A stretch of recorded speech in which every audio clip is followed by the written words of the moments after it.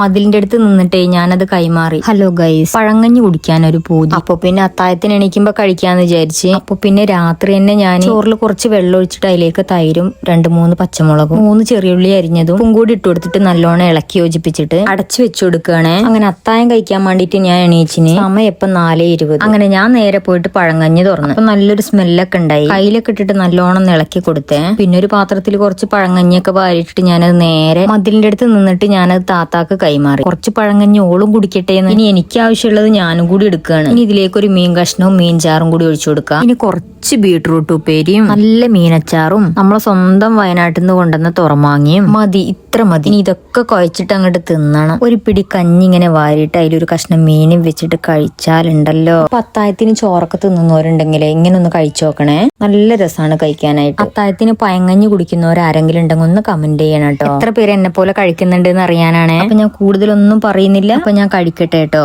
By.